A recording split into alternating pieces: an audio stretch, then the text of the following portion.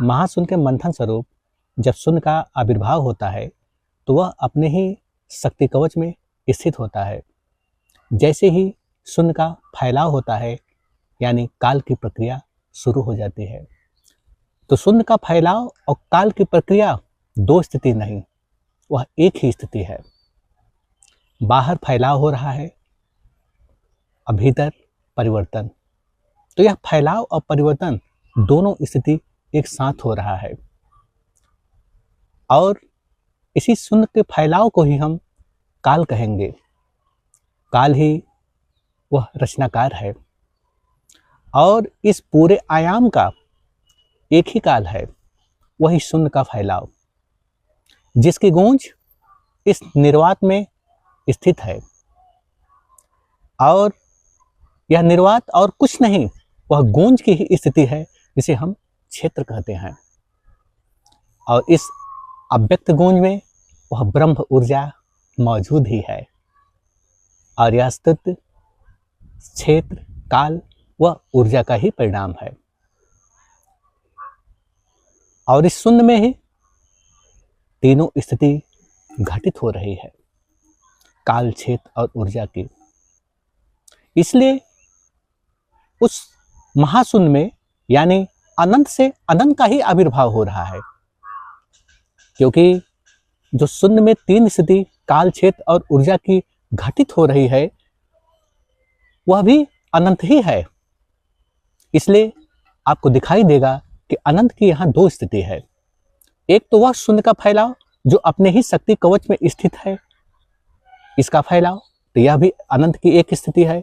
और दूसरी वह स्थिति है जो ये सारे आयाम जिसमें फैल रहे हैं, क्योंकि आयाम कई हो सकते हैं और सब में वही शून्य की ही तीन स्थिति घटित हो रही है, काल, क्षेत्र और ऊर्जा की।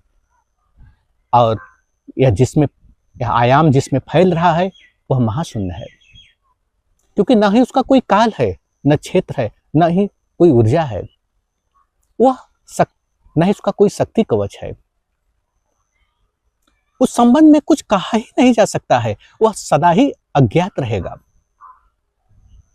लेकिन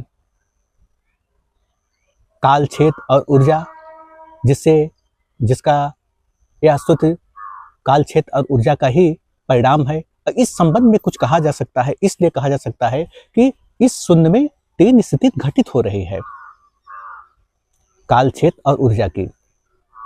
और प्रत्येक आयाम एक दूसरे से नहीं, शून्य होल से जुड़ा हुआ है। और इस शून्य होल में काल व ऊर्जा का अभाव है, क्योंकि सारे आयाम, क्योंकि महाशून्य में जितने भी गर्भ हैं सारे आयाम अपने ही शक्ति कवच में स्थित हैं, लेकिन सारे आयाम एक दूसरे से शून्य होल से जुड़े हुए हैं। और इस शून्य होल में काल व ऊर्जा का अभाव है, और जहां पर काल व ऊर्जा का अभाव होता है वहां पर कभी भी यात्रा नहीं हो सकती है। जैसे मान लीजिए कि हमारे अपने आयाम से, हमारे अपने काल से किसी दूसरे काल में उतरना हुआ, तो करीब करीब ऐसा होगा कि काल रहित यात्रा होगा। जैसे कोई एक आयाम से दूसरे आयाम में उतर गया, बीच में कोई समय न लगा, बीच में कोई यात्रा न हुआ, तो यह काल रहित यात्रा होगा। यह करीब करीब गायब वाली घटना घटेगी। भले ही शून्य में एक जैसी स्थिति घटित हो रही है, फिर भी किसी आयाम में समानता भी नहीं होगा।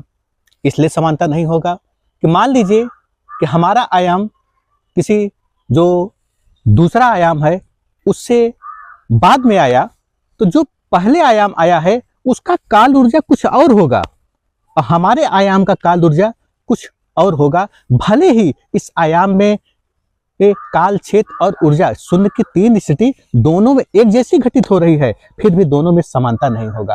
और समानता होने का न होने का सिर्फ एक ही कारण है, क्योंकि जो आयाम पहले आएगा उसका काल ऊर्जा कुछ और होगा, हमारे आयाम का काल ऊर्जा कुछ और होगा। इन दोनों में समानता नहीं होगा।